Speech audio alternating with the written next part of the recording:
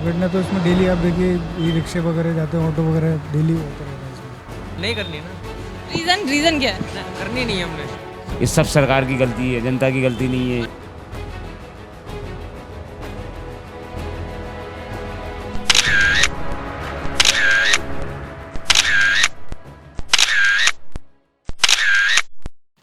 नमस्कार, स्वागत है आपका JJN न्यूज़ में और मैं हूं आपके साथ निशा उप्रेती।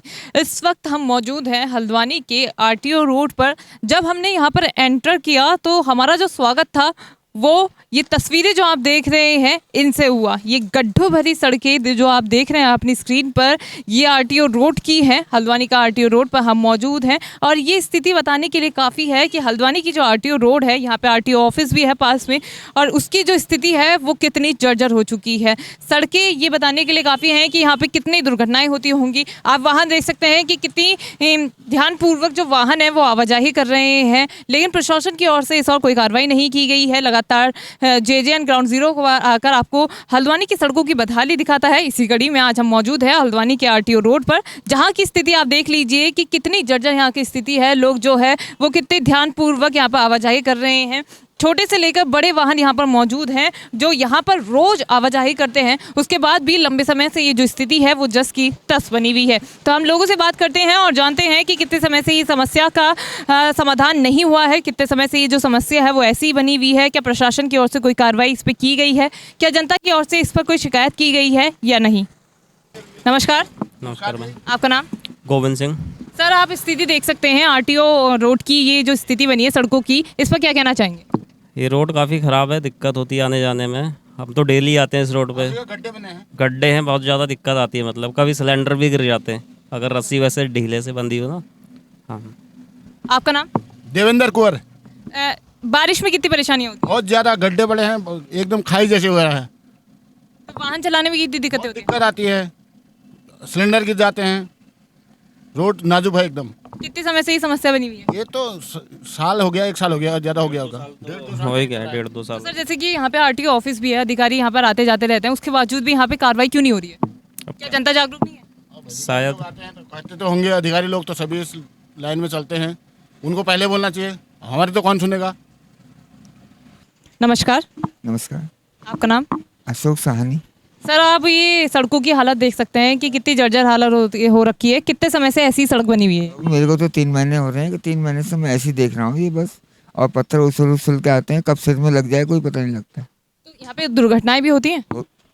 अब गाड़ी तो कभी गिरती हैं, छोटी मोटी होती है। अब कभी बड़ी दुर्घटना का इंतज़ार थोड़ी करना चाहिए कि बड़ी होगी तभी ठीक होंगे, होना चाहिए ठीक। अभी यहाँ पे RTO ऑफिस भी यहाँ पे पास में ही है, अधिकारी लोग यहाँ से आते जाते रहेंगे, कभी कोई कार्रवाई नहीं की गई? अभी तक तो हमको हमारे सामने तो अभी तक कुछ नहीं हुआ है। अच्छा, ये जो कंकड़ पत्थर बिछा रखे हैं सड़कों पे, ये कब बिछाए गए हैं? 3 महीने से ऐसी ही हैं? ये ऐसी हैं हमारे पास, जब से 3 महीने हमको हो रहे हैं शॉप में, ये ऐसी हैं। अब बारिश में कितनी दिक्कतें होती हैं? बारिश में खूब होती है, खूब भरता है यहाँ पर, बहुत भर जाता है बिल्कुल। 2 पहिया वालों को तो बहुत परेशानी होती है।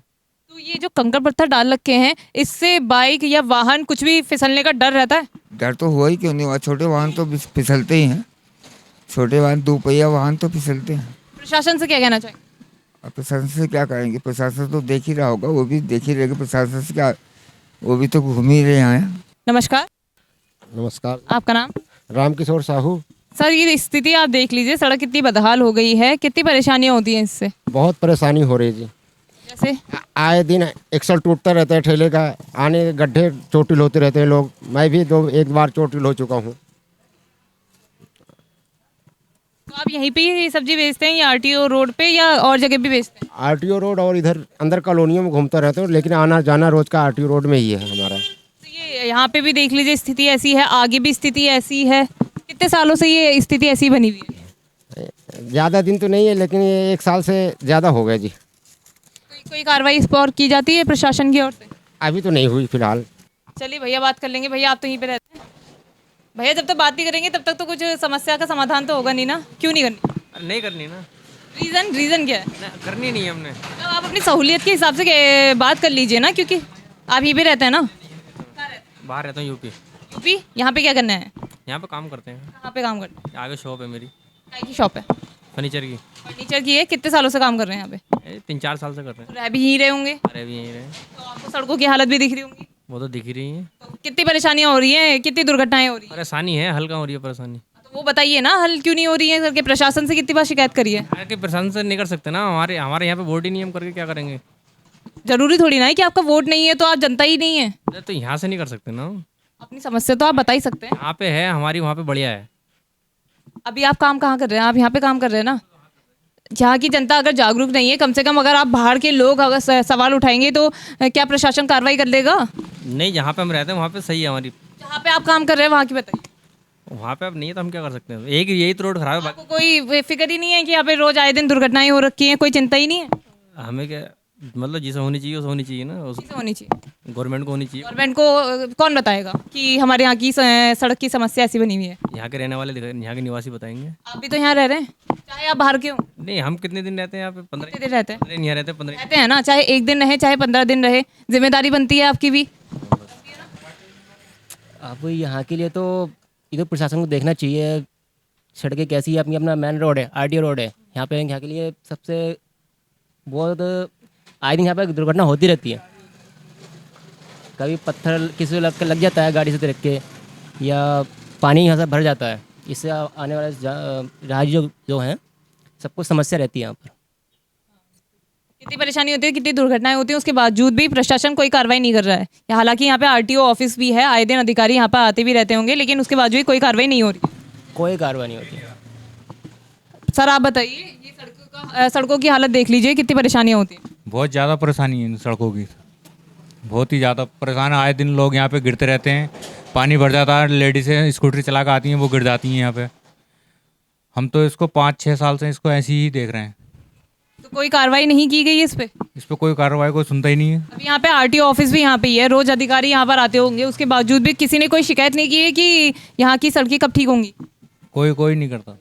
मतलब जनता भी जैसी स्थिति बनी है वैसी रहने में मंजूर है जनता भी? कोई कहते नहीं है, कोई कहेगा तो फिर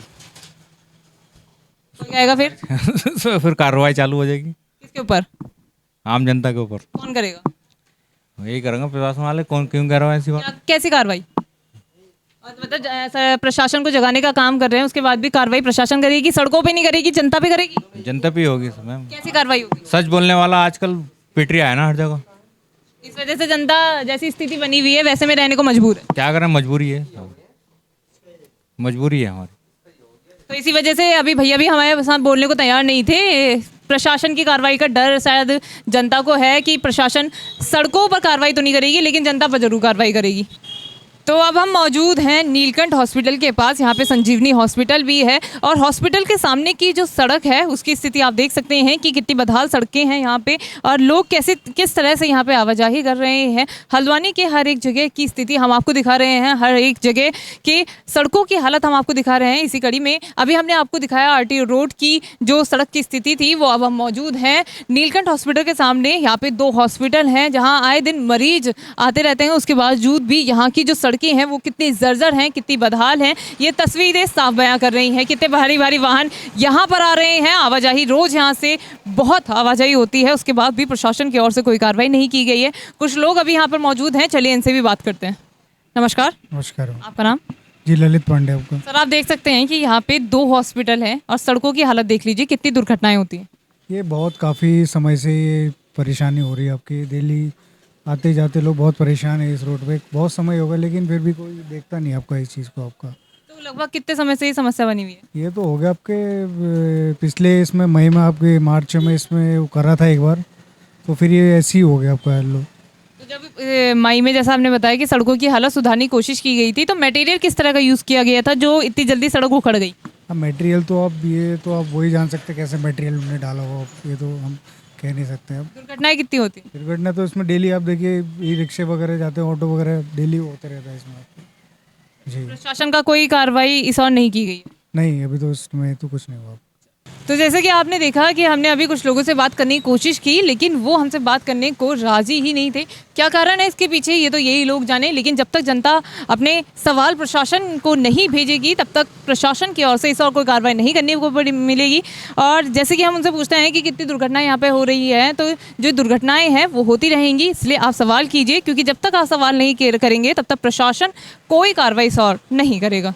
स्थिति देख सकते हैं यहाँ पे कितनी जर्जर स्थिति हो रखी है। हॉस्पिटल हैं, दो हॉस्पिटल हैं। कितनी समस्या हो रही है वाहन चलाने में? बहुत समस्या हो रही है, गड्ढे हो रहे हैं बहुत, और बहुत परेशानी होती है, पलटने का डर लगता है। तो यहाँ पर आप देख सकते हैं कि गड्ढे में सड़क है या सड़क में गड्ढे, कुछ पता नहीं चल रहा है। कितनी दुर्घटनाएं यहाँ पर हो गई हैं? अभी तो मैंने तो खैर देखी नहीं है, वहाँ फिलहाल गाड़ी पलटने से बच जाती है। मतलब ये जो स्थिति बनी है, इसमें दुर्घटना होने की चांसेस तो हैं। बिल्कुल चांसेस हैं। प्रशासन से क्या मांग है? ये गड्ढे सही हो जाए। हल्द्वानी की सिर्फ यहाँ की ही सड़कों की हालत ऐसी खराब है या और जगहों की भी और खराब है? और जगह की भी है, कैसे?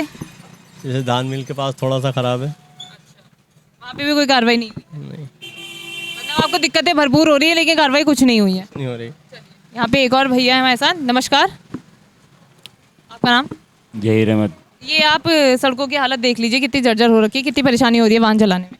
वैन चलाने में बहुत परेशानी हो रही है।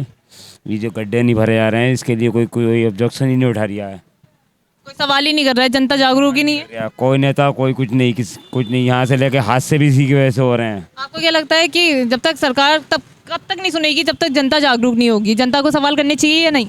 जनता को सवाल करने चाहिए सरकार से। अब जब ये भरे जाएंगे तो हादसे जब भी बंद होंगे, नहीं तो हादसे बराबर होते रहेंगे।